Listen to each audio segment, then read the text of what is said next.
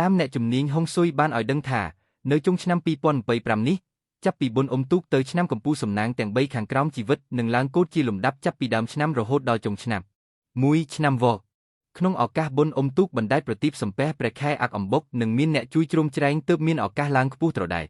ការវិនិយោគមួយចំនួនពីដើមឆ្នាំស្វាអាចចាប់ផ្ដើមសងនេះគឺជាពេលវេលាដែលអ្នកអាចរីករាយនឹងផលនៃកម្លាំងនិងការខំប្រឹងដែលអ្នកបានចំណាយកន្លងមកទោះជាយ៉ាងណាក៏ដោយអ្នកក៏ត្រូវយកចិត្តទុកដាក់លើសុខភាពផងដែរជាពិសេសត្រូវយកចិត្តទុកដាក់ចំពោះជំងឺឆ្អឹងនិងសន្លាក់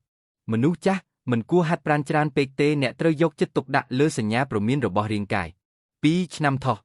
ឆ្នាំទន្សាយនឹងទទួលបានលាភសំណាងក្នុងពិធីបុណ្យអុំទូកខាងមុខនេះសញ្ញារាศีចក្រនេះស្វាគមន៍ស្នេហានិងសុភមង្គលលើសពីនេះទៀតវាសនាអាចបង្កើតទំនាក់ទំនងល្អក្នុងជីវិត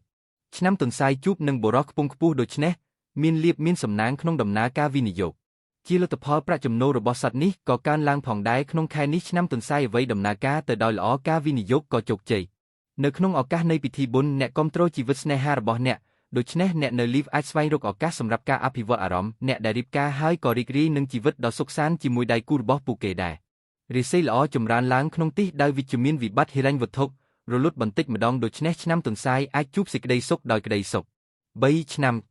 រាសីអ្នកកើតឆ្នាំនឹងចម្រើនរុងរឿងក្នុងពិធីបុណ្យអុំទូកខាងមុខនេះមនុស្សខ្ពស់នាំផ្លូវដូច្នេះការរកលុយរបស់អ្នកកាន់តែស្រួលហើយប្រាក់ចំណូលក៏កើនឡើងដែរឆ្នាំមានគុណសម្បត្តិច្រើនក្នុងការពង្រីកនិងអភិវឌ្ឍអាជីវកម្មចំណែកឯខ្សែបន្ទាត់នៃសេចក្តីស្នេហាកំឡោះក្រមុំក៏ប្រព្រឹត្តទៅដោយរលូនដែលគូស្នេហ៍មានស្នេហាកាន់តែពុះកញ្ជ្រោលយ៉ាងណាមិញឆ្នាំឆ្កែត្រូវយកចិត្តទុកដាក់លើសុខភាពហើយមិនគួរធ្វើការខ្លាំងពេកទេ